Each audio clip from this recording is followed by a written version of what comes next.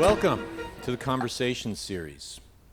This series is sponsored by the Political Science and Philosophy Department in the Reynolds College of Arts, Social Sciences, and Humanities here at MSU. This is a series devoted to fostering genuine conversations about issues of fundamental importance to our nation and to us as residents and citizens of this democracy. We distinguish conversation not only from monologue presentations or lectures, but also from debate in which victory by means of passionate persuasion of an audience. Genuine conversation aims instead at being guided by reason and is dedicated not to victory, but to understanding together, as well as we can, the question and situation at hand. This does not mean we duck or water down disagreements. On the contrary, we explore those disagreements as reasonably as we can in order to advance our understanding of the question. The question for us in this series has been about the health of American democracy. We've asked whether or not there's a crisis of American democracy. We've asked whether we need a new constitution and whether we're dangerously divided as a nation. We now ask a related but different question. What does Donald Trump's election to the presidency mean for and about America? Anyone paying careful attention to American politics in recent decades knows of the guests that we've invited to help us grapple with this question. William Galston has been a senior advisor in the Clinton White House. He has been the advisor to many presidential campaigns on the Democratic side of things. He's had a long, distinguished career as an academic, and he is currently a senior fellow at the Brookings Institution. He's written many books, as I mentioned. He has a book coming out in September called Anger, Fear, Domination: Dark Passions and the Power of Political Speech. Charles Kesler is equally well known, especially in conservative circles. He is the editor and founding editor of the Claremont Review of Books. He is a senior fellow at the Claremont Institute, a think tank that is very influential in conservative circles and in the current Trump White House. He is distinguished professor at Claremont McKenna College.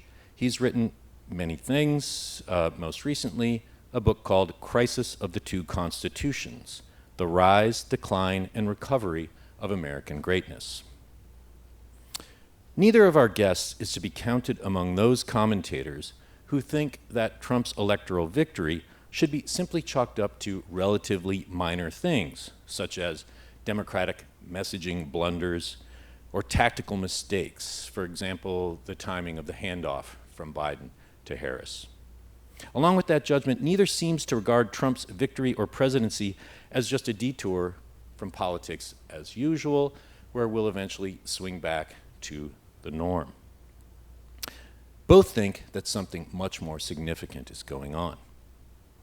On the other hand, neither thinks, or at least they don't seem to me to think, that we are now in the midst of a new full-blown constitutional crisis. Beyond their agreement about these extremes, neither has the extreme that this is not a big deal, nor do they think that this is a major crisis, fundamental constitutional crisis. Beyond that, their judgments about the meaning of Trump's victory and presidency begin to diverge. Before we start to discuss how they see Trump's America, I'll give you just a few words on the frameworks each of them use to think about the current moment.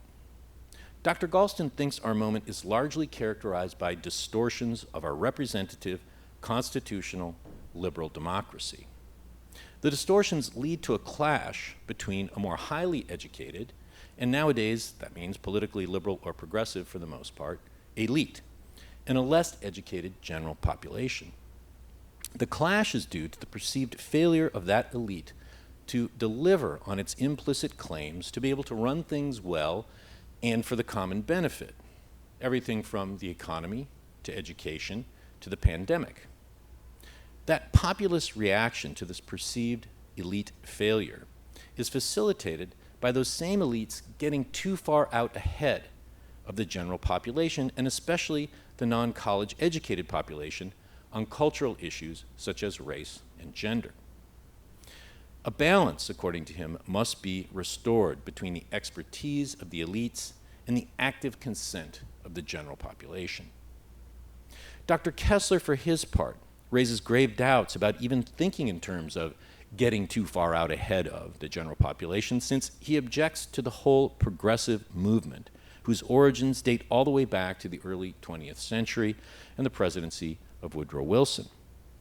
Beginning then, but picking up speed under FDR's New Deal, Johnson's Great Society, and then again after the end of the Cold War, we've increasingly, according to Kesler, been living under two different constitutions, two different ways of organizing and thinking about our lives together as citizens and human beings. So notice the very expansive sense in which I'm using the word constitution and in which Kesler uses that word. One of these constitutions harkens back to a robust, natural, and individual rights-based teaching of the founding generation. The other constitution seeks to progress ever forward, to become ever more expansive and always evolving, to satisfy the demands of more and more and often aggrieved groups. One of these constitutions would need to give way to the other for the situation to basically change, or the framework would somehow have to change in an unforeseen way. But before we get into related deeper questions about the meaning of Trump's victory and presidency, let's start with the more direct question of the electoral victory itself. Okay. So based on both of your writings, after the Trump electoral victory back in November, but before the presidency began in January, you both seem to think that Trump's victory might constitute a shift to a new majority Republican politics, an era in which the Republicans had found a winning formula that was sustainable over multiple elections, both in Congress and the presidency. Could you, Dr. Galston, please say whether this is what you were thinking, do I have that right, and presumably fearing, and whether that fear has increased as the presidency has gotten underway, and then could you, Dr. Kesler, say whether that's how you were seeing things, that it may be that we're looking at a long-term Republican majority, and that was something presumably you'd be hoping for. Is that what you were thinking, and has that changed at all since the presidency has begun? You have it right. My immediate reaction to the 2024 election was that there was a chance that we were seeing a new long-standing, there are no permanent majorities in American politics, but there are enduring majorities, the sort of majority that FDR established in the New Deal, that Ronald Reagan established after his election in 1980, and arguably the kind that William McKinley established starting in 1896 that led to a mostly Republican era between 1896 and 1932. And Donald Trump, I believed, the night of and the day after the 2024 election, had a chance to do that. Why do I say a chance? Answer, because for the first time, we began to see the possibility of a multiracial, multi-ethnic, working class-based Republican majority. The fact that Republicans enjoyed massive support among white working class voters was not news. That has been the case off and on since the late 1960s and early 1970s. What was news was that Hispanic working class voters and even African American men were beginning to flock to the Republican banner, or should I say the Trump banner? Because I think that's an important distinction. Donald Trump has remade the Republican Party in his image, but his personal appeal transcends the beliefs and policies that he's harbored for a long time, that he's now infused into the Republican Party. So that's what I meant by the possibility. Now, what historically transmutes possibility into actuality? And here is my answer in brief. Number one, you have to address successfully the problems that you were immediately elected to solve. In the case of FDR, there was a crumbling financial system, right? The financial system had ground to a halt. The banks were closed or closing. The economy was on its last legs. And FDR's immediate challenge was to prevent an economic catastrophe, which he did. But secondly, and more importantly, in order to forge an enduring majority, you have to demonstrate to the satisfaction of the American people that your broad understanding of what the country's problems are and how to address them is, in fact, substantially correct. And if you do both of those things, then you're on your road to building an enduring majority. If you do neither of them, then you could end up being a one-term president, although that's not possible in Donald Trump's case. By his own rights, he's now a three-term president. So that, and finally, to answer your question, based on the early days of this administration, I think Donald Trump may be in the process of squandering a historic opportunity, or at least diluting its promise as far as he and the Republican Party are concerned. Great, yeah, we can get to the sort of whys and wherefore of that last part of that answer in a minute, but Dr. Kesler? I don't really, I think, disagree with the formula or formulas that Bill outlined for you here. I think those are essentially good, common sense American political science. That not all elections are created equal. Some are more important than others. Some lead to the creation of a lasting, a new national majority, a new majority party in some cases. Most don't. Most elections don't. Most elections tend to be closer to Tweedledum and Tweedledee. But hardly, I don't think anyone would say that really about the Trump elections. These have been sort of epic contests, closely fought, and even the 2024 election, which was a kind of breakthrough for Trump and for the Republicans. I agree with what Bill Galston said about that. Even the 2024 election was not a huge, overwhelming victory for Trump or for the Republican Party. The Republican Party lost seats in the House of Representatives. It gained a few in the Senate. But even in the convincing defeat of Kamala Harris on the presidential ticket, this was not a huge landslide. Trump won by about 1.5 million votes out of 150 million votes. So he didn't have quite a majority, but he had a reasonable plurality of the vote, the popular vote, as well as a more substantial majority of the electoral college vote. He had not had the popular vote before, so this was a victory for him. This was an advance. This marked progress for him, and progress towards possibly a new Republican majority.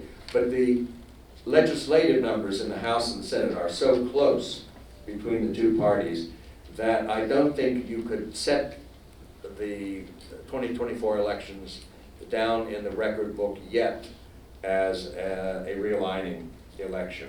perhaps we're in the beginning of a realigning election, but we will need several more cycles of national elections to see whether the Republicans can hold on to majorities in the House and Senate, much less hold on to the office of presidency. As you know, Donald Trump can't run again for president under the terms of the 22nd Amendment, although he has indicated that, you know, he's interested in changing that situation. But you could really, I think, only change that by a new amendment to remove the 22nd Amendment, just as we once had an amendment called Prohibition, which was removed by a subsequent amendment, very rapidly adopted, actually. I mean, that, I suppose, is possible, but I don't think it's very likely. So Trump is in his last term. And everything that he wants to accomplish as president, he has to accomplish in the next 4 years. I think that's the situation we're in. He's also the oldest man ever elected president. And so both the biological and the constitutional clocks are ticking. And the amazing velocity of his administration's policies in the opening couple of months of his second term, I think, bespeak his urgency. I think he knows that the clock is ticking, his chance is running out. But I must say that if you look at the results finally, and you see how well the Republican Party did with Hispanic voters, with black voters, with Asian voters, and as usual with white voters, you can see that the old politics are changing, and that we may very well be on the verge of something quite new, something which is hard to understand, but which requires to be understood, I think, going forward. You know, his opponents threw virtually everything they could at Donald Trump, not only in 2016 and in 2020, but in 2024 as well.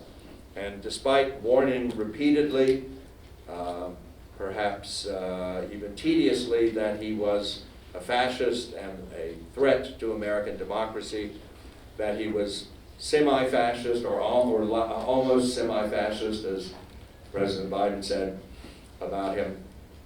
Despite those warnings, Trump won a larger electoral victory than he had ever won before. He got more votes. He got more votes from more different parts of the country and from different electoral sectors of the country. So if this was the third time was the charm for the Democratic argument against Trump, they failed pretty spectacularly. And then could you just in one sentence weigh in on, now that the presidency has started, greater chance, less chance, no insufficient data for speculating on whether an enduring majority is more or less likely? Well, too soon to tell is the quick answer. Okay.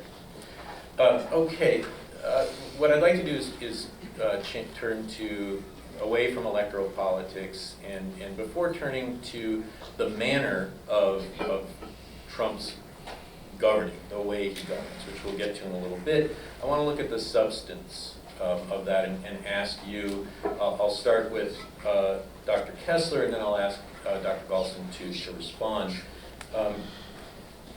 Turning to the substance, a lot of very sort of radical things quickly. Cutting the deficit in half, cutting the federal government spending by 15%, ending DEI programs, ending illegal immigration and restricting legal immigration in various ways, etc. Long list. What is or are the most fundamental change or changes in your view? And to use a distinction you used, Dr. Kesler, in one of your books, is it the case that these changes are greatly accelerating the movement of our politics out of the realm of what you call normal politics and into the realm of what you call regime politics. That is, out of us arguing about the ways to achieve goals that we all basically share, and into disagreeing fundamentally about not the means, but the ends of our government, about who counts as a citizen, what our political community's goals are, and what we look up to. Is that how you're seeing things? Let me know. Okay, thank you. I would say it's more or less the opposite. Okay. Of how you have depicted it. Along these lines, I think that chances are we are, I hope, leaving regime politics or revolutionary politics behind. That may be getting less likely, and we're moving, if we are in fact moving towards the prospect of a new Republican or a normal political majority in the country, then we are getting closer to normal American politics. And I think there's a chance, at least, that is underway.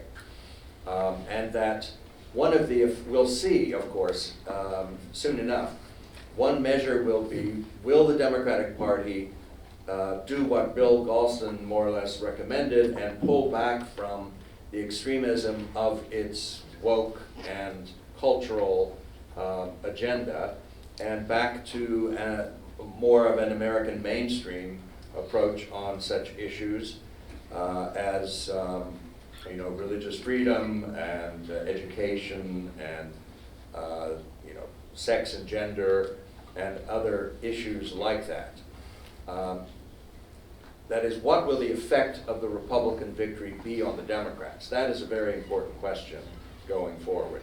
And if the effect is to move the Democrats towards the center of the country's opinion, if it is to move the Democrats towards the right, then I think we are, I would count this as a very important step towards a more normal and constrained version of American politics. And so, just before I hear Dr. Galston's response, are you going so far as to say the title of a book that he's written is called The Crisis of the Two Constitutions, the Rise, Decline, and Recovery of American Greatness? So is the idea that basically one constitution is going to win, the progressive one is going to go away, or is it less dramatic than that?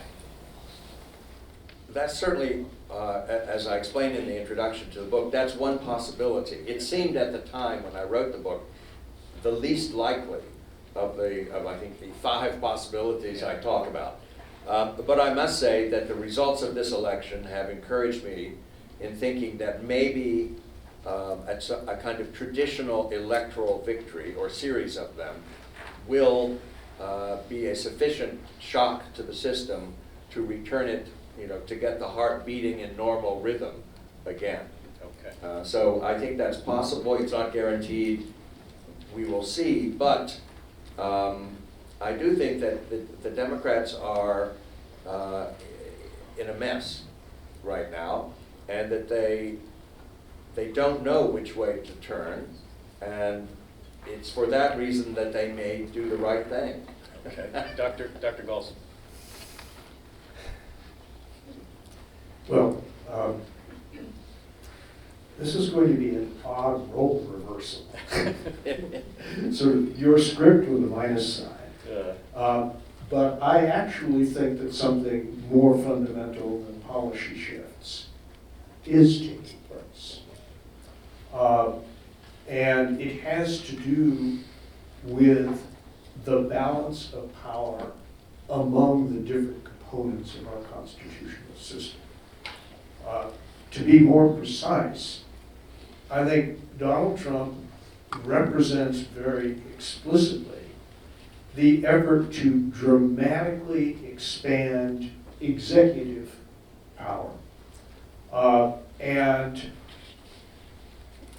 in his first term, he said, and I quote, "I have an Article 2 where I can do whatever I want as president."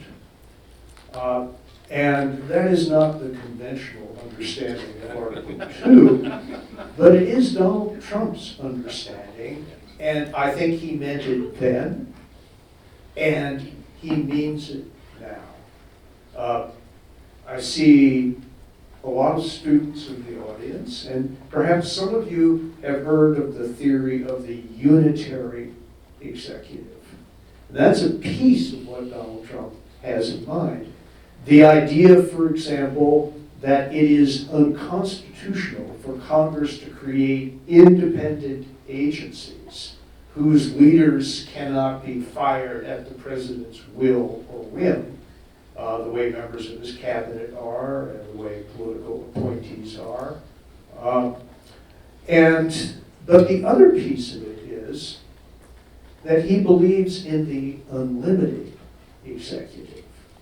If you ask him to define the limits of judicial power vis-a-vis the executive, he has said just recently that, well, he was elected, and therefore it is somehow illegitimate for judges to stand up against him because he represents the majority of the people.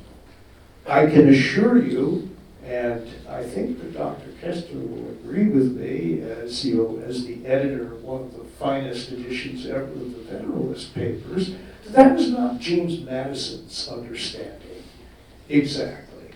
And Donald Trump, so far, Dr. Kesler described a whirlwind of activity. It has all been executive activity. Congress has been conspicuous by its absence in any of the dozens of really important things that have happened in the first 2.5 months of the Trump presidency. And I confidently predict sometime in the next 12 to 18 months, all of Donald Trump's challenges to the limits on executive power will come before the Supreme Court for a series of momentous decisions. And if the Supreme Court ratifies all or most of what President Trump is doing, then I believe we will have had a very important amendment to our Constitution without benefit of an official constitutional amendment. And that is more important, I believe, than even the many changes to specific issues at home and abroad that Donald Trump has initiated. Thank you. I'm going to really go right with that into the other question. So I said we were going to talk some about not just the substance, but the manner of rule or governing that Donald Trump has been using, and you already started to get into that by talking about the unitary executive. I'm going to ask you just a little bit more and hear what Dr. Kesler says in response. I think the answer is no to this question, but please tell me. Either way, if the Supreme Court basically ends up validating this new understanding of the executive, that's one thing. The other possibility is that they don't, and we have a kind of standoff at some point between the executive and the judiciary, and the executive will not, let's say the executive does not then comply with a directive of the Supreme Court. In either case, we've got quite a situation, and my question for you, Dr. Galston, and then Dr. Kesler, if you could respond, is are either of those getting us not just to a new understanding of the executive, but are we moving more in the direction of Hungary or Russia, where constitutional forms and norms are truly weakened, or are we really just not in that realm yet? If you could respond, Dr. Kesler. Well, if the Supreme Court ratifies, the Trumpist move toward dramatically expanded executive power, I think we will have a fundamentally different constitution, but we will still have a constitution. By contrast, if the Supreme Court in a number of important cases goes against the president and the president refuses to comply with a decision of the Supreme then we have a constitutional crisis. As a matter of fact, that's my definition of a real constitutional crisis. When the established mechanism for adjudicating competing claims breaks down, and there is no generally acknowledged arbiter that's regarded as final. That is a genuine crisis, and I don't think the outcome would be civil war, for the very simple reason that the country is not arranged geographically to permit a civil war, but it would be a situation of constitutional suspension, where nobody would know what the rules of the game are or where ultimacy lies. Now,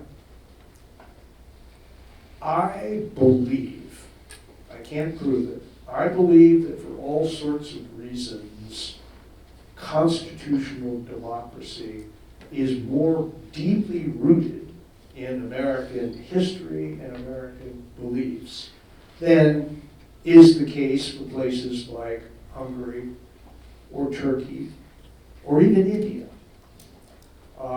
And I hope that at some point the American people will say, if we drift too far away from the Constitution that they have known, that this is not what we wanted.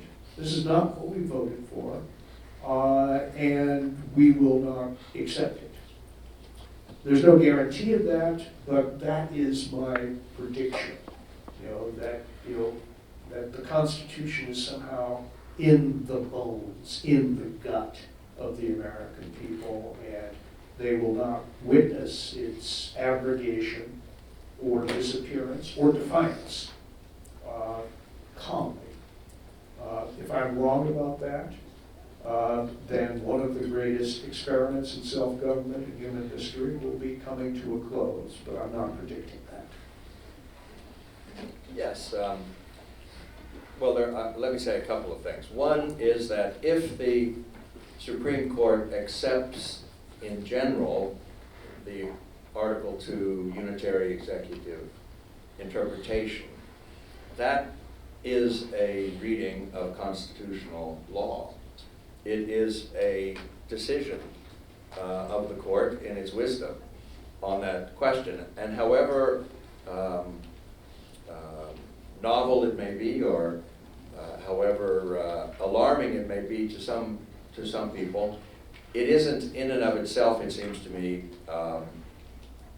a farewell to constitutionalism. It is the opening of a whole new set of arguments and cases and case law that will need to be made to find out the limits of that argument about Article 2. We have had serious constitutional crises in American history before. We have had presidents who have gone further, certainly, than Donald Trump has gone in defying decisions of the Supreme Court, whether you're thinking of Andrew Jackson in the early part of the 19th century, or even thinking of Franklin Roosevelt at the opening of the New Deal, where in his inaugural address he asks the Congress to grant him emergency powers to fight the Depression, similar to the emergency powers that would be granted in wartime to fight a foreign enemy. The Congress never took him up on this wisely, but also partly because it would have, if it had done so, we would have admitted that it was in the business of granting emergency powers. Under what provision of the Constitution, it would be very hard to specify. I mean, the point of the Constitution is to limit Congress and the presidency and even the judicial power, and not to construct one branch or more than one branch whose job it is to deal out extra powers to the others. And so I don't Given that I find myself again agreeing with Bill that it would take much more to knock the American people off their constitutional game than I think is likely from Mr. Trump. Looking at this, he's had, in many ways, Trump has depicted himself. It's been a while since he made these arguments, really since 2016, but he has depicted himself as a defender of constitutional norms against erosions of those norms by modern government, by modern liberal progressive government, including the growth of an administrative state, which has put lots of power into unelected hands in the agencies, the vast number of agencies in Washington. There's no place in the Constitution exactly for those independent agencies and those executive, even the executive agencies that have grown up in our politics since the New Deal and since the 1960s. So Trump is, I think it is fair to say, prepared to violate some modern norms of American government. But in the interest of returning us to earlier norms of constitutional government, as in his appointments to the courts, which have been, mostly Federalist Society, strict constructionists, Federalist Society, conservative jurists, not crazy innovators, and I think that is probably the direction he'll go in his second term appointments too. Yeah, I think we're actually getting to the nub of the matter now. And that is, there is a battle between many conservatives and many liberals and many progressives, although I must say, liberals and progressives are not the same thing, right? And as Dr. Kesler defines progressive, I am not a progressive. I do not believe, for example, that history moves inexorably from worse to better. How could I believe that after the evidence of the 20th century? But what I do believe, and I think Dr. Kesler denies, is that the administrative state, as he puts it, is consistent with the Constitution. Now, all of these are abstractions, and I'm sure that most of the students in the audience, and even some of the older people in the audience, are not constitutional lawyers. So permit me just to use an historical example to clarify what we're talking about. As Dr. Kesler mentioned, FDR in 1932 won a huge victory, a landslide by anybody's standards, and he believed that put the wind in his sails to embark on a radically new direction for American government. He encountered in the early months of his first term some obstacles. Obstacles in the form of independent agencies. Take one, not at random, the Federal Trade Commission. They were not created by the New Deal. The first independent agency came into existence in the 1880s, as I recall, and there were lots of them by the time FDR got to the White House. And FDR was disturbed that some of the commissioners on the Federal Trade Commission didn't agree with him. So finally, he wrote to one of them and said, "Mr. Humphrey, I've noticed over the past few months that your views about the way forward are not like mine. And I think it would be a good idea for you to resign." And Mr. Humphrey replied, politely but firmly, "I have no intention of resigning, and you can't fire me." right? Because the law says that I can only be fired for various forms of malfeasance or incompetence. But you haven't charged me with any of those. You just said we disagree, therefore you should go, and I won't. And FDR wrote him another letter, got the same response, and finally FDR fired him. And the question then came before the Supreme Court, is the president allowed to fire him? The law stating that he couldn't, to the contrary, notwithstanding. And the court unanimously said, no, Mr. President, you're not allowed to fire a commissioner simply because you disagree with them. A commissioner established by law, passed by Congress, and signed by your predecessor is not the same thing as a cabinet head or someone else who can be dismissed at will. Now, when we're talking about independent agencies and we're talking about the administrative state, that is one of the critical issues. Can Congress do that or not? Well, interestingly, exactly the same case is now wending its way to the Supreme Court, involving 2 commissioners on the Federal Trade Commission. And if the Supreme Court says, President Trump, you're allowed to fire these folks after all, then it will have overturned one of the most famous and important cases, from exactly 90 years ago, 1935, the case of Humphrey's Executor. And at that point, we will have a new form of government in which all of the so-called independent agencies will be subject to the president's will in the same way that cabinet officers and other political appointees are.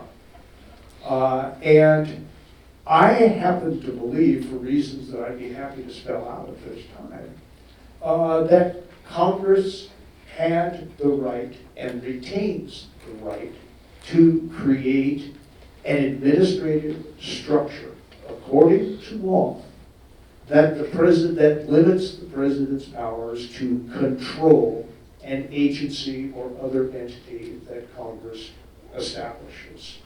And I think Mr. Kesler probably has a contrary view on this question, but that is, it seems to me, the constitutional question for us.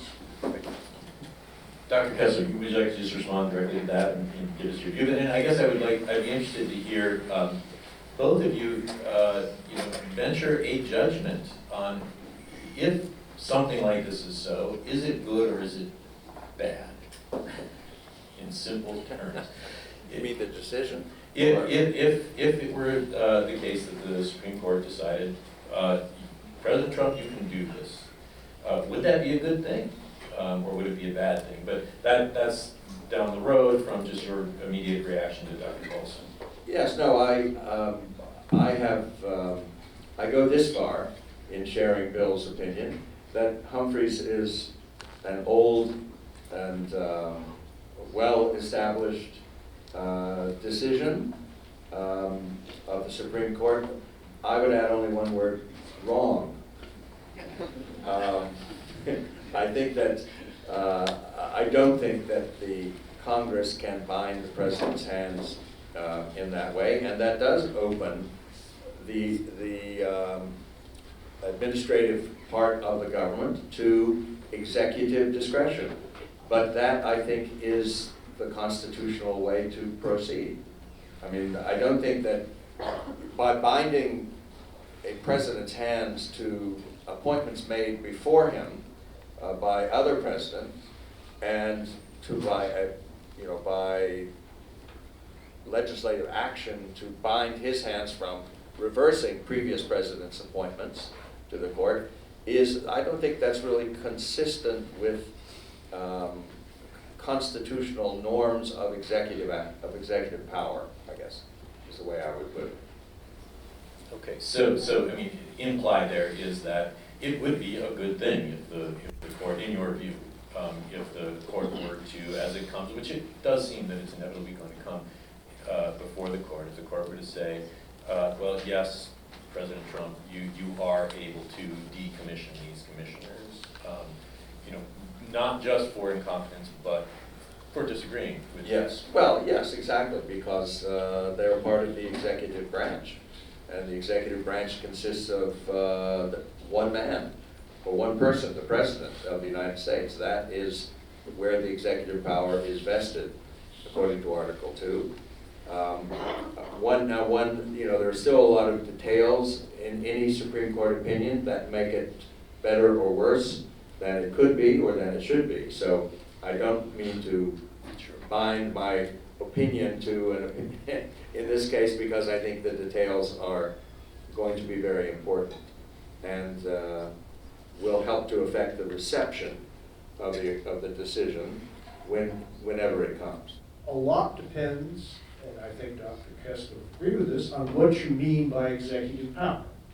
And I have my views on the matter, and he has different views. We don't have time to lay them out in detail. But to answer your general question with a specific example, would the country be better or worse off if we no longer had an independent Federal Reserve Board?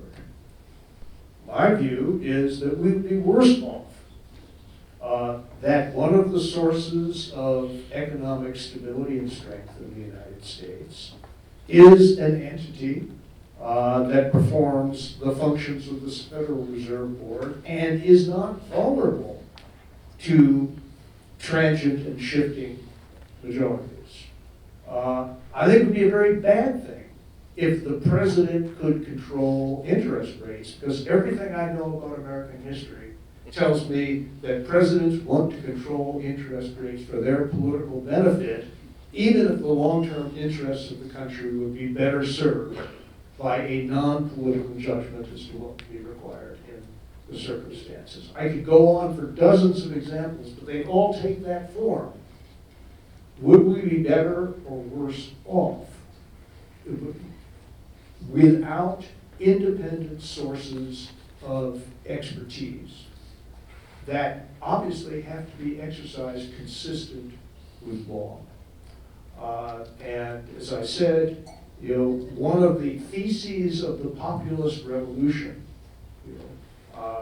which is sweeping much of the Western democratic world, is that experts have no special wisdom. Matter of fact, they muck it up worse than we do, and so why shouldn't the majority of the people determine all of these questions? And my answer is that it's possible to exaggerate the role of experts in governance, but it's also possible to unjustly and unduly diminish the contribution that expert knowledge can make. Okay, thank you. So I'm going to ask one more question. I'll ask for pretty brief responses, and then we're just going to take a short seventh inning stretch, and it'll really just be a couple minutes. If you need to rush out, use the restroom, come back, fine. Then we'll just get going in 5 minutes with questions from you. Okay, so just this final question really turns to the question of the United States, America in the world. And it kind of comes on the heels of what you're saying. We've gotten into financial matters. Here we are in the midst of a bunch of tariffs suspended. We don't know what's happening, but this is a big issue. I'll ask it in a simple form. Is the relatively rules-based, relatively peaceful, more or less globalized world underwritten by U.S. power since World War II kaput? Is it ending? And is that a good thing, or is that a bad thing? Either of you are free. Go ahead, Dr. Kesler. Well, I think there are probably two questions in your question. One is it ending, and the other is it should end, or is it a good thing that it end? It looks like it's ending. It looks like that is not entirely a consequence of U.S. policy or actions, but of things happening in the world and of the generation-long inability of alliances like NATO to actually fund their own defense and to conduct a foreign policy consistent with their own defense. You know, it wasn't Donald Trump who warned about permanent alliances and entangling alliances. Those words from Washington and Jefferson ought to open our eyes that the stability that NATO has brought in the world over the course of international relations since, let's say, the Second World War ended and it emerged. That is a good thing in general, I think, but it is not a permanent thing. And dealing with NATO and renovating NATO or changing NATO and the structure of our alliances is not something undemocratic or un-American. It seems to me to be a requisite of statecraft. I mean, to look at these alliance structures and see, are they worth it? Are they effective? And Trump has raised those questions boldly and maybe a little carelessly, as he tends to do a lot of things. But I think he's raised them rightly. And I don't predict that the Trump foreign policy will turn out to be disastrous at all. I think it will turn out to be better than Biden's foreign policy.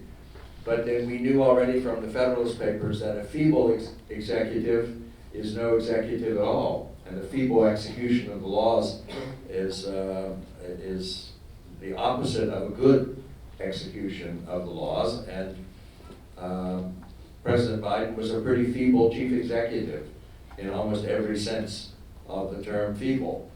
And therefore, you know, getting us out of a situation that Biden helped to get us into, not by being entirely honest with the American people about what was being said to the Ukrainians and what's being done on behalf of the Ukrainians, is, it seems to me, a kind of democratic course correction. Well, as I read public opinion with regard to Ukraine, it's much more on Joe Biden's side than it is on Donald Trump's side. So if it's the American majority that's the source of legitimacy, then from that standpoint, there's nothing to recommend Trump's policy on Ukraine, and substantively, there's nothing to recommend it either. And if you ask me, is this a good thing or a bad thing? I think accelerating the collapse of the alliance structure that the United States has created so effectively since the Second World War is a profound disservice to the national interest, as I understand it. And in the same way, you know, upending the world economic order, you know, with a reckless tariff scheme that was paused for 90 days and has left mass confusion in its wake. And confusion itself is the enemy of economic growth. It's the enemy of investment. Once again, a very bad thing. So this is the first question you've asked, Professor Lynch, to which I can give an unequivocal answer. That every change that Donald Trump has made in our international standing and our international relations since he took office on January 20 has been for the worse, and not just incrementally for the worse, but disastrously to the worse. So we are going to, as I said, take a very quick break now. And I'm going to start taking questions in 4 minutes and 59 seconds. So out and back in.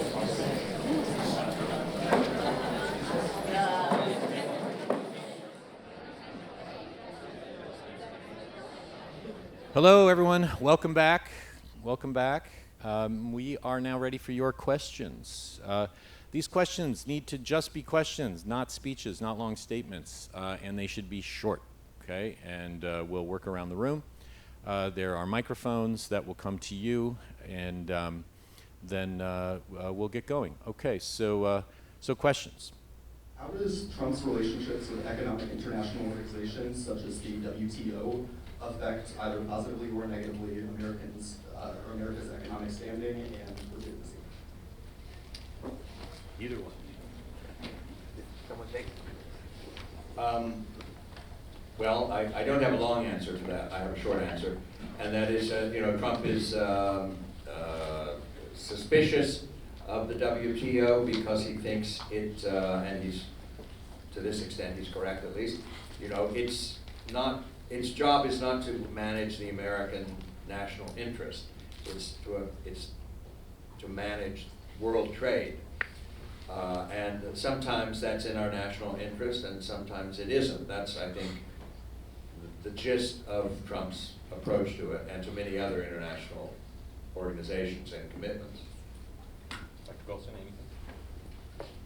anything? That's right, very briefly.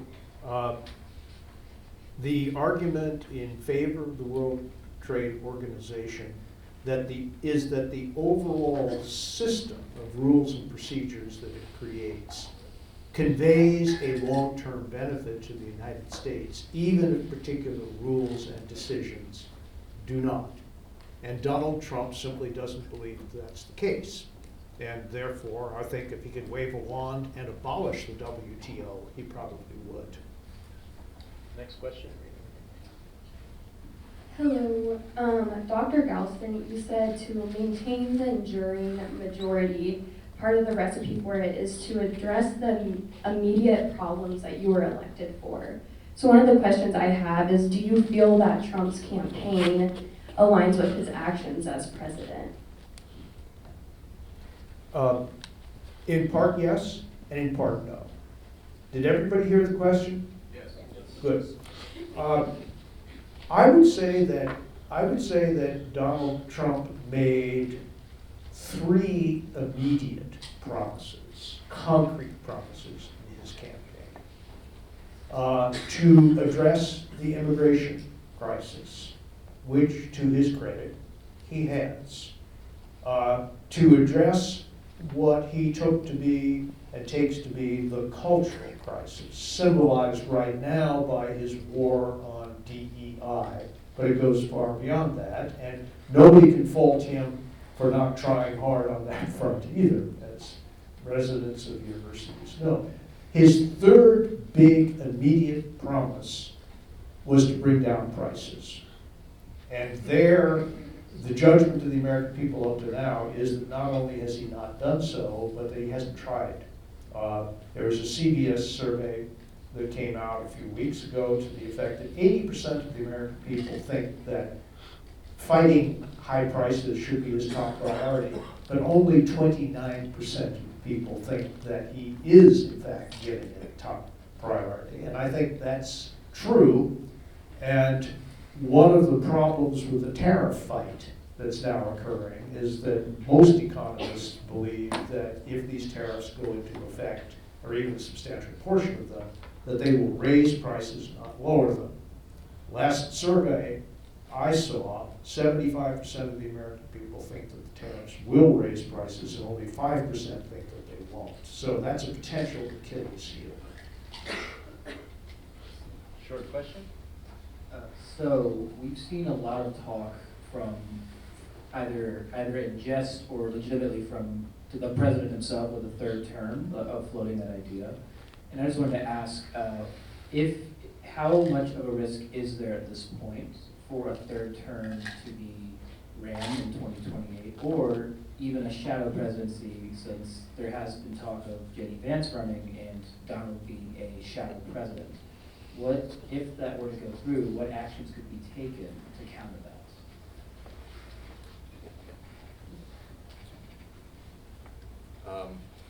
I don't think there's much chance that we will need to worry about this problem.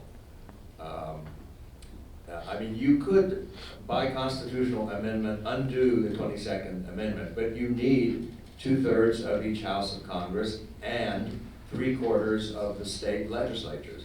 That is, I think, when it comes to something even as glorious as allowing, I'm joking, allowing Trump to remain in the presidency, I don't think there is anything approaching the constitutional level of support, and I don't think there's any other way around that requirement and that barrier. I think, but your question may have gone as well to the informal side as opposed to the formal side. I took that, the phrase shadow presidency to suggest that no, Trump wouldn't officially be president for the third term. And obviously, there is nothing to prevent a former president from having an important role, in the general political climate within which the next president operates. But the reality of that, or the probability of that, depends almost entirely on whether the term of office that began January 20th of this year is judged to be a success or a failure by the American people. And the Republican Party, I think, if the American people have second thoughts about Donald Trump and the Trumpist tendency in policy, domestic and foreign, then I don't think that Mr. Trump's chances of being, a formidable presence in the next presidency are very high. As a matter of fact, if Donald Trump is not seen to be successful, I don't think J.D. Vance's chances of becoming the next president of the United States would be very high either. But that's a different matter. But unofficially, there's nothing to prevent a former president from having that kind of influence. So we'll have a question here, and then if there are other hands here, I'll keep an eye on you. Okay, and then so Matthew, if you could notice those three hands, we'll go from her to the gentleman with his hand there with orange or rust shirt, and then I saw another student hand. I'll come back around to you. We'll end with you. Gray sweatshirt up there, and then we'll come down here. So go ahead. So we kind of mentioned the war, quote unquote, on DEI. How might dismantling of DEI programs impact the recruitment and retention of underrepresented students, faculty, and staff at universities? We're kind of seeing that here at Missouri State, DEI was completely dismantled. So what are your thoughts on that, specifically relating to Trump or on your own beliefs?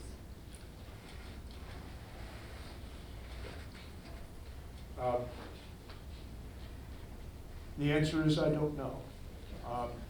And I say I don't know because when, for example, to take a parallel, when affirmative action programs were dismantled a few years ago in response to the Supreme Court decision, there was a mixed pattern of responses. In some schools, it had a negative effect on the recruitment of the groups to which you're referring. In other schools, it did not. And so a lot depends on how colleges and universities respond after the DEI programs are gone. I have all sorts of ideas about that, but just as an empirical matter, I can't make a one-size-fits-all prediction for you. Could I ask a follow-on to that? The ones that did, not have a negative impact, do you know if they did something to prevent that? Can we make speculations about causal relationship between how they then maintain decent recruitment without DEI? I wish I knew the answer to your question, but the original meaning of affirmative action was aggressive outreach to sources, including schools in rural areas and in poor areas that previously didn't produce an enormous number of students. And another strategy that some universities have used, this I do know about, is the establishment of preparatory academies. So students are accepted with the proviso that in order to be able to get off to a strong start, that they attend preparatory academies that either meet in the summer or for a full semester before students matriculate. And that can also be a way of increasing outreach. Dr. Kesler, did you have anything on this before we go to another question? No, not really. I agree basically with what Bill has said. Bear in mind that, you know, affirmative action or DEI, whatever moniker it goes by, is very unpopular with the American people. And it's one of those 80-20 questions that Trump has a kind of genius for getting on the 80 side of. And it's very difficult because even people of good hearts, I think, are torn a little bit on the question, but it's the very racial and ethnic terms it's posed in make it hard to deal with in a kind of Republican small r way. Thanks. Well, let me just add one more thought. Sure. And that is that, in my judgment, the real scandal has occurred long before that. You know, the development and the perpetuation of huge achievement gaps, you know, among different racial and ethnic groups. And, you know, if I had one hope and recommendation, it would be a crash program, a national crash program, to take that problem seriously. And we know that throwing money at it isn't the answer, but if we don't do better, then the problems that gave rise to all of these controversies in college admissions are going to persist to the detriment of the nation. Thanks. So we're going to go with the orange shirt here, and then Matthew, could you take it back to, there was someone with the sweatshirt, and then after he poses the question, Matthew, could you bring it all the way back down to me, and I'm going to go over here. Dr. Galston, this is my message for you. So Robert Reich, who worked in the Clinton administration, made an argument that DOGE should exist, and his arguments is getting rid of tax loopholes, cutting government contracts, and reducing the military budget, especially with Elon Musk having contracts with Starlink and SpaceX. He also argues that he's too focused more on the size of the government rather than the actual spending abroad. Do you agree with Robert Reich that DOGE can have a purpose? I certainly agree with the proposition that government reform can have a purpose. And a very good friend of mine, for 8 years, led the Reinventing Government initiative in the Clinton-Gore administration that accomplished a lot of efficiencies in and streamlining of government and aligned its institutions with the purposes of government pretty effectively. But I cannot believe that Robert Reich, whom I know, believes that an entity with DOGE-like powers and with so little accountability, so little review, so little analysis before acting, has any place at all in our government. President Trump himself has said that this effort to reform government ought to proceed with, quote, a scalpel. Well, as everybody knows, Mr. Musk's symbol for his chosen instrument is the chainsaw. And chainsaw reform, in my opinion, is worse than no reform at all. And I think Mr. Musk is proving that every day. Let me give you an example. The Social Security IT system has crashed 6 times since DOGE started to interfere with the functioning of the Social Security Administration. Wait times to get telephone calls answered have skyrocketed. I could go on, right? This is the consequence of defining reform as cutting without paying any attention to what you're cutting and why. Dr. Kesler, did you want to weigh in? But look, the strategic problem is that the size, complexity, and expense of government continually grows, and the legitimacy of government declines.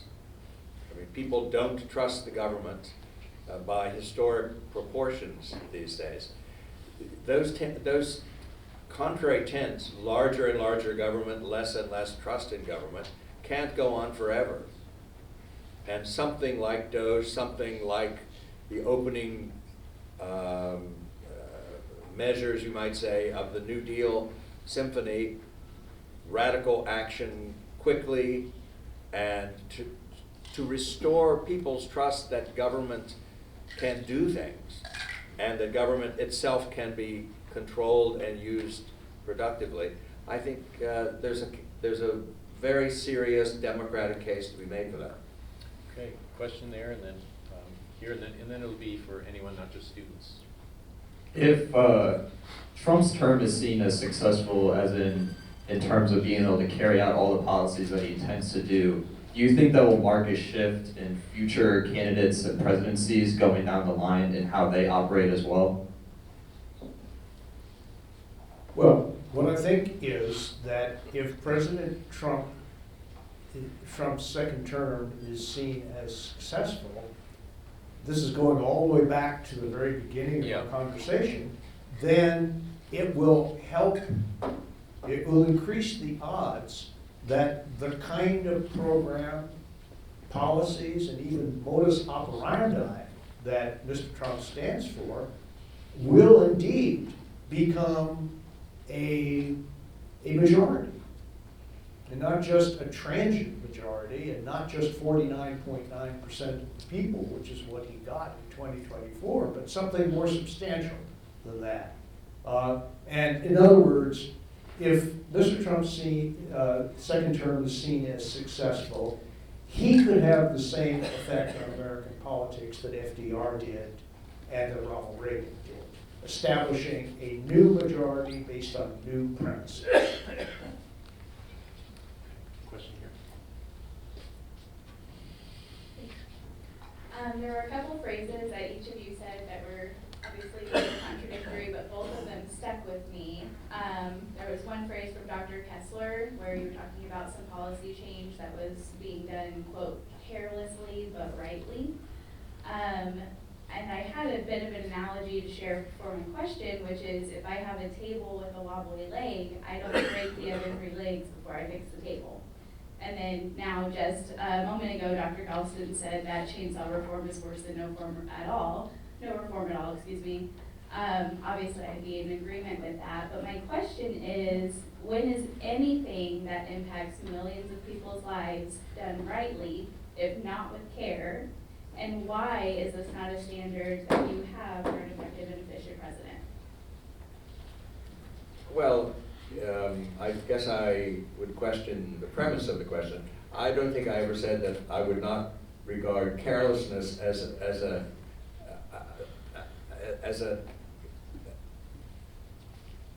I certainly don't regard carelessness as a requirement of executive, of good execution.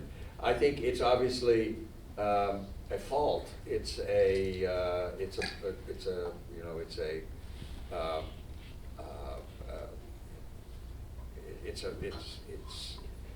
an error.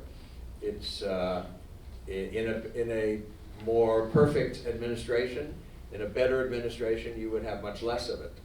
No doubt about that. But of course, you know, even as you go to war with the army you have, you go into political battle with the candidate you have, and this is a candidate who, even though he has been president for 4 years, still held no political office, had no political experience really before that, and that he never, by the way, calls himself a populist. I've never seen him use that term. He calls himself a nationalist and a common sense conservative. But he does speak of the movement that he's leading, but he doesn't have a word for the movement. It's quite interesting, the sort of unformed self-consciousness of Donald Trump as an American president. He obviously enjoys being president. He wants to continue to be president. He wants to do great and beautiful things as president. But he does have a kind of raw energy and talent that is not artistically controlled, and so it tends to paint with a very broad brush, let's say. Well, let me try to construct the best argument that I can.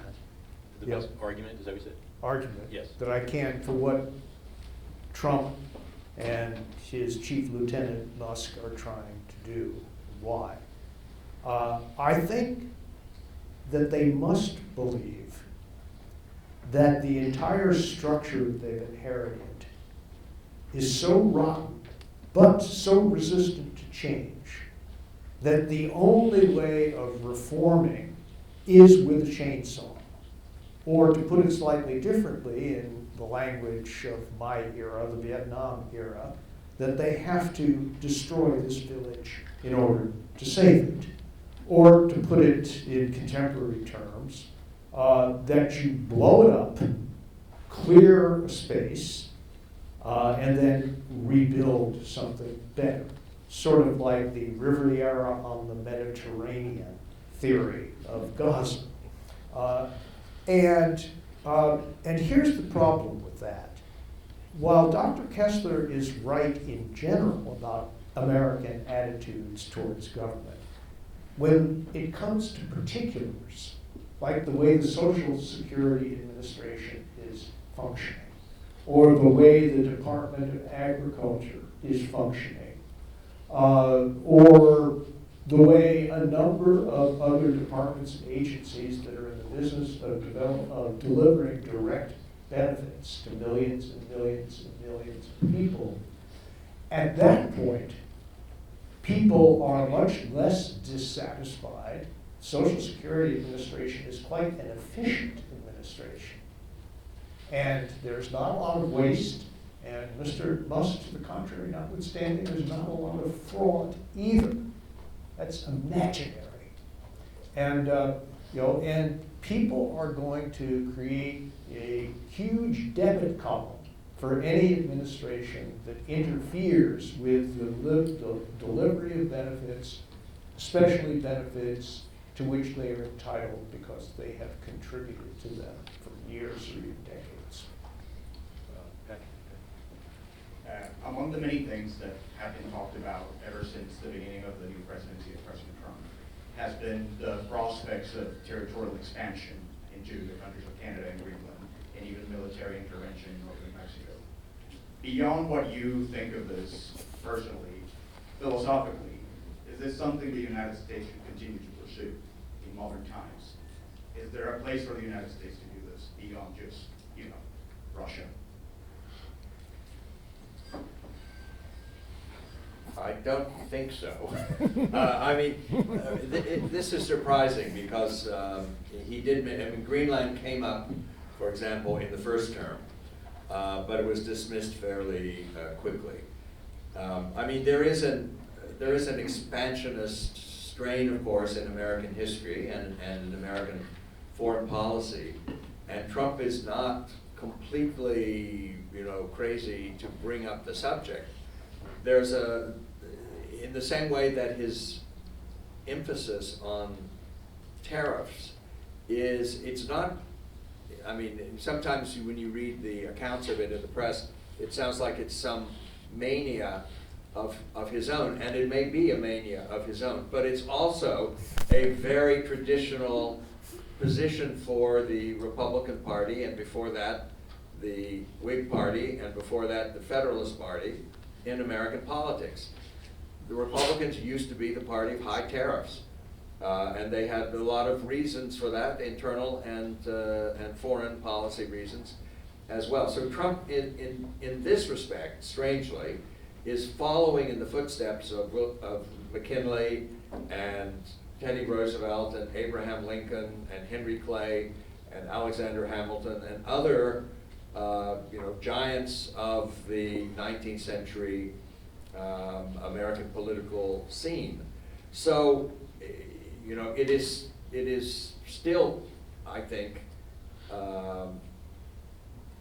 questionable the emphasis he puts on it, and I'm certainly not persuaded that the regime of tariffs that he seems to be so fond of is ultimately in the national interest, and he hasn't really, to my satisfaction at least, justified it. I mean, as with many initiatives of Mr. Trump, he's much better at launching and announcing them than he is at explaining them. And so, but I mean, I don't know that what is the case? I mean, okay, Canada, the 51st state. I can hardly think of a worse idea for Canada and for us than that proposal. But what exactly is his argument for it? I mean, I don't really know. Has he stated what the argument is? It's an odd way to run a foreign policy. Odd is the mildest word that I can think of. It's all downhill from there. But let me tell you, there's a serious problem underlying the already serious question that you posed. And that is that I'm not the only one who suspects that Donald Trump would like to replace the international order that the United States has created and sustained since the Second World War with a very old-fashioned spheres of influence conception of foreign policy. So, Mr. Putin gets, predominant, influence over, if not outright control over Ukraine and what the Russians call the near abroad. It was Mr. Putin, of course, who famously said that the collapse of the Soviet Union was the greatest geopolitical catastrophe of the 20th century. He would like to reverse that, and I'm not sure that Donald Trump, in principle, is opposed to that.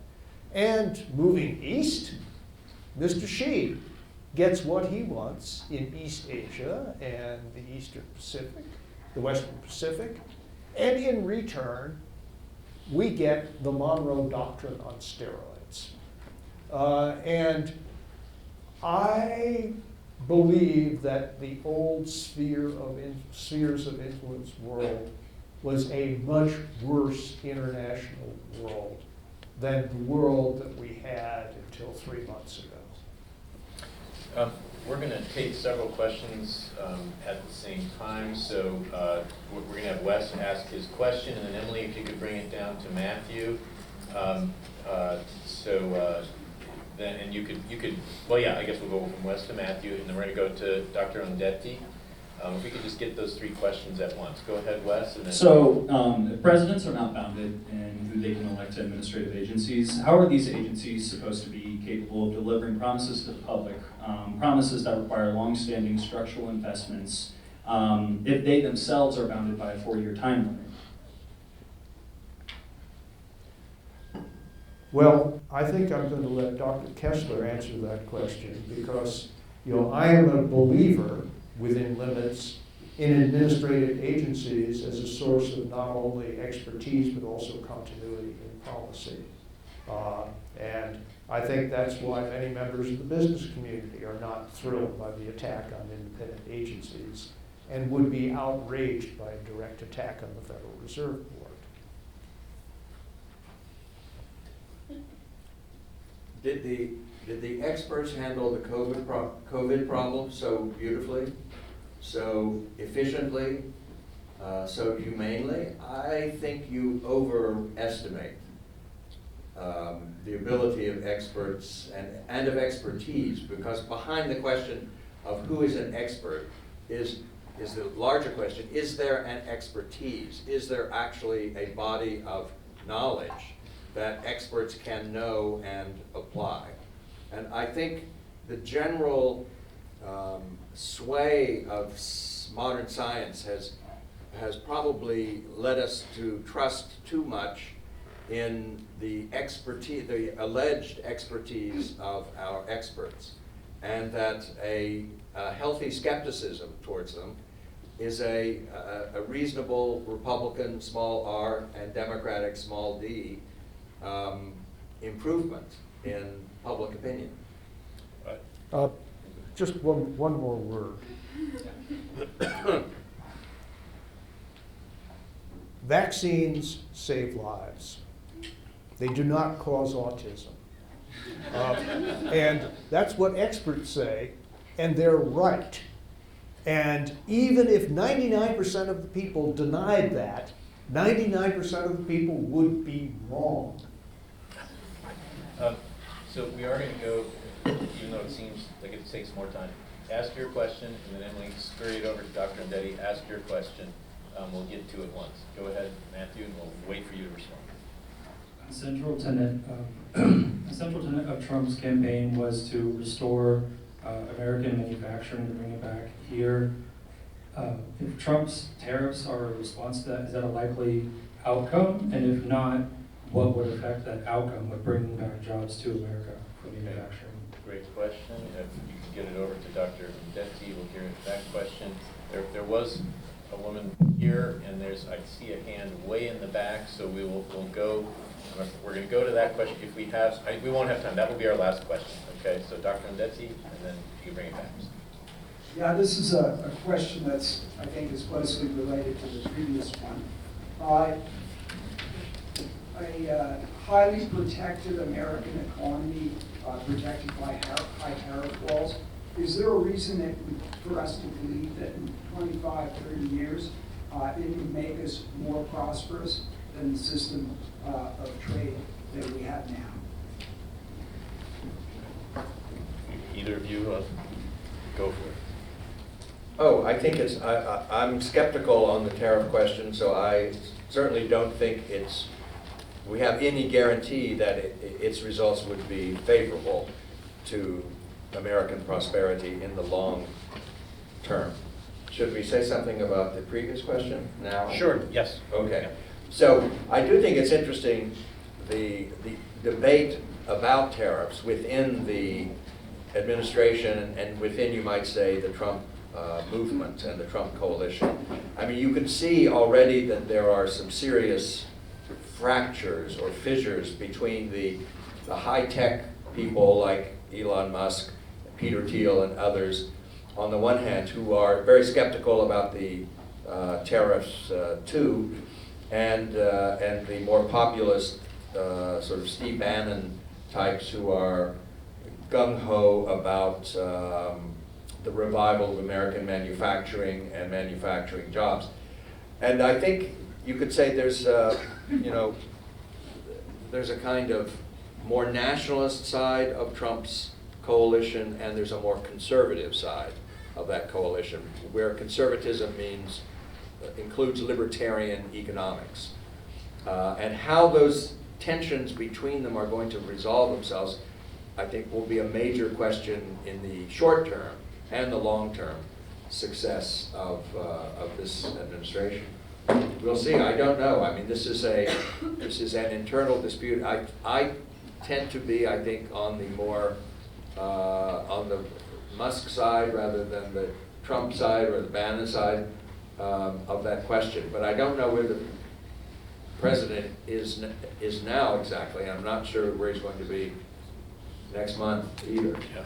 And in your view, therefore, well, I'll just go on. We'll go on, Dr. Galston, and then if you could get the mic all the way over there, and that'll be our last question. Yeah. Well, responding, I think, to both of the tariff questions at the same time, as I look at what the president and senior administration officials have said, different people have offered three different justifications or rationales for tariff. Number one, bring back manufacturing. In order to have any chance of doing that, they have to last for a very long time. And people and investors have to understand that they're going to be there for a very long time. Otherwise, they wouldn't commit the capital to restore the manufacturing capacity. That's point number one. Second argument, they'll raise a lot of money, and that can be used to reduce the deficit, offset the cost of the humongous tax cuts or what have you. Raise money into the US Treasury. Yes, Yeah. absolutely, bring revenues into the Treasury. And in the McKinley administration, tariffs accounted for 63% of total federal revenues. You know, that figure now is well down into single digits. I think that's a fantasy, but there again, they'd have to be very big, they'd have to last for a long time, and you also have to assume that despite high tariffs, there'll continue to be a high volume of imports, otherwise you don't raise any money from the tariffs. Then there's the third justification, which is as negotiating tools. You know, and this, I think, is the hope of, you know, Musk and a lot of people on the corporate side, that they will scare everybody into doing a version of what Vietnam did a couple of days ago, and then offering 0 tariffs in return for 0 tariffs, which Mr. Navarro dismissed, but which I think represented, you know, one sort of positive response to all of this. But restoring the United States as a manufacturing power is one of the most consistent through lines of Donald Trump's career for the past 50 years. And I think he's serious about it. Final questions? So, taking into consideration the dismantling of DEI and the Department of Education, as well as bans on books and other policies on education, do you think that Trump is trying to make a less educated general public? Is he trying to keep the rich educated and the poor, which is the majority of Americans, uneducated, and how does this benefit him?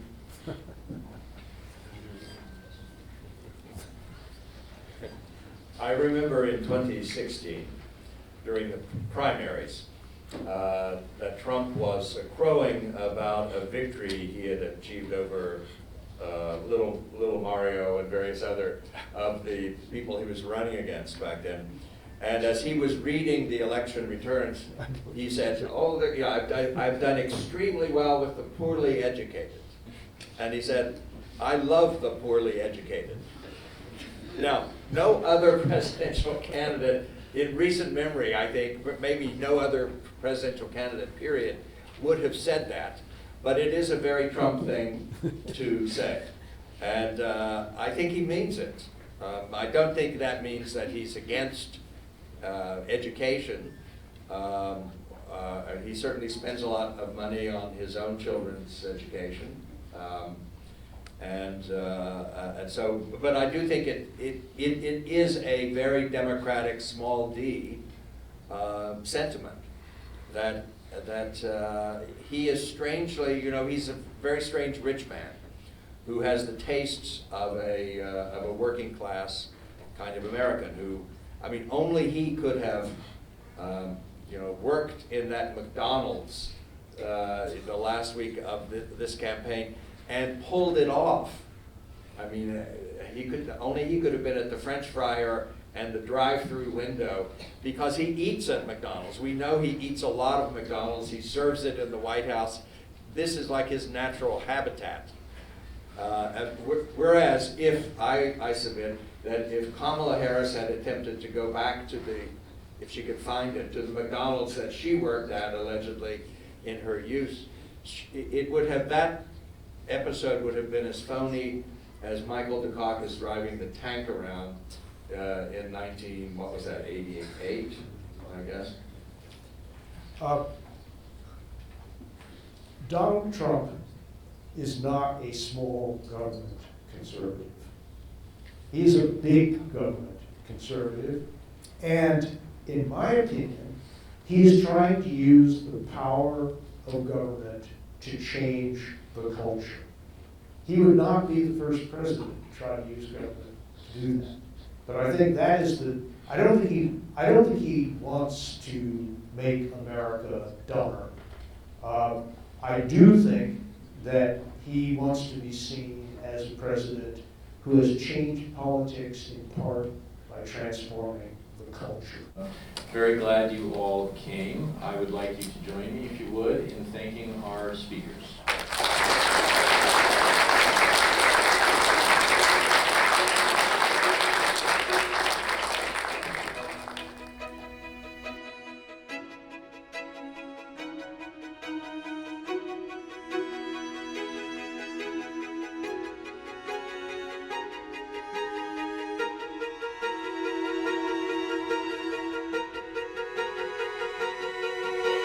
you.